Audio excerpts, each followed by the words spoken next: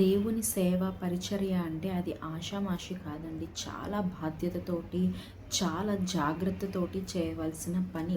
ఈ లోకంలో ఉన్న అన్నిటికంటే చాలా శ్రేష్టమైన పని దేవుని సేవ. దానికోసం మనల్ని మనం సిగ్గుపరచుకోని అవసరం లేదు. కానీ దేవుని బట్టి ఆ సేవే మనకు అతిశయం అన్నమాట. అయితే ఇవాళ దేవుడు ఏమంటున్నాడంటే, నీవు అన్ని విషయాల్లో నువ్వు బాగానే ఉన్నావు. నీ పరిచర్ని, నీ సేవని, నీ విశ్వాసంను, నీ సహనంను నేను అన్నీ ఎరిగి ఉన్నాను. ఓకే, కానీ నేను నీ మీద ఒక తప్పు మోపవలసి ఉన్నదని దేవుడు చెప్తున్నాడు.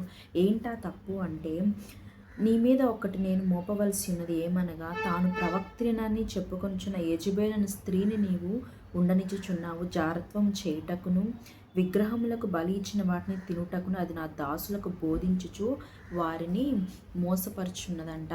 మరి ఎక్కడ నీవు నీ నీ పరిచర్యలో లేదా నీ సంఘంలో ఎవరిని, ఎలాంటి పీపుల్ని నువ్వు ఎంకరేజ్ చేస్తున్నావు, ఎలాంటి వారిని నువ్వు ఒక నాయకుడిగా ఎన్నుకుంటున్నావు? ఎందుకంటే చర్చ్లో పరిచర్య చేయువారంటే దే షుడ్ బి హోలీ. మన దేవుడు పరిశుద్ధుడై ఉన్నాడు కాబట్టి మనము పరిశుద్ధులమై ఉండవలను. మరి ఏలి కుమారులు ఎందుకు చనిపోయారండి? వారు ఏం చేశారు?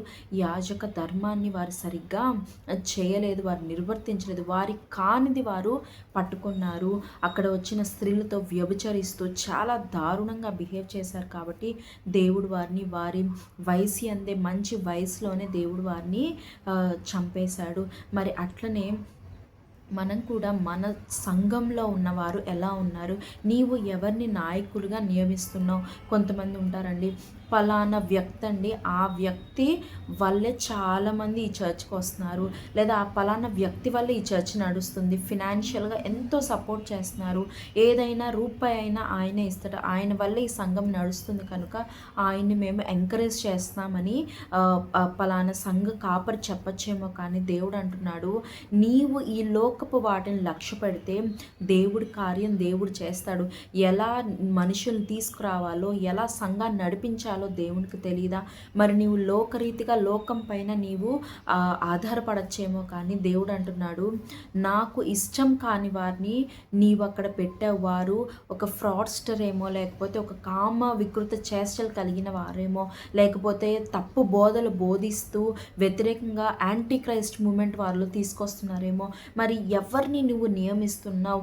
ఎలా జరుగుతుంది ఆ సేవ? నీ దగ్గర ఉన్న మనుషులు ఎలాంటి వారు? వారికి దేవునికి ఇంపుగా ఉన్నారా లేదా అనేది మనం ఒకసారి పరీక్షించుకోవాలి. ఒకవేళ నువ్వు సంఘ కాపరివి అయితే, సంఘ నాయకుడు అయితే మొదటిగా నిన్ను నువ్వు పరీక్షించుకోవాలి. రెండవదిగా నువ్వు ఎలాంటి వారిని నియమిస్తున్నావు? వారి పద్ధతులు ఏంటి? వారి క్రియలు ఏంటి? వారి ఫ్యామిలీ ఏంటి? వారు ఎలా నడిపిస్తున్నారు? నీ యాబ్సెన్స్లో వారు ఎలా ఉన్నారు అనేది నువ్వు ఒకసారి గమనించుకోవాలి. గమనించుకొని నువ్వు వారిని ప్రతిష్ఠించాలి. లేదా దేవుడు కోపం తెచ్చుకోవచ్చు, దేవుడి కోపం వారి మీద రగలొచ్చు, దేవుడి శాపం రావచ్చు, ఆ శాపం నీకు కూడా రావచ్చు. కాబట్టి దేవుని సేవ విషయంలో మనల్ని మనం చాలా జాగ్రత్తగా కాపాడుకోవాలి. ఎంత రెస్పెక్ట్, ఎంత విలువ ఆ సేవ వల్ల మనకు వస్తున్నా మనము చేసే కార్యాల్లో కూడా మనం చాలా జాగ్రత్తగా ఉండాలి.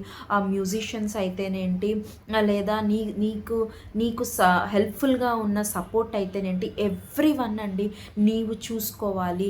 నీవు చూసుకుంటేనే దేవుడు ఆ సంఘ పరిచయను దీవించగలడు. లేదా లోక ప్రకారంగా నువ్వు సంఘ పరిచయ దీవించబడుతుంది అనుకుంటే అది ఇహపరంగా దీవించబడుతుందేమో, కానీ పరలోక సంబంధమైన ఆశీర్వాదం అక్కడ లేదు, పరలోక సంబంధమైన ప్రజెన్స్ అక్కడ లేదు.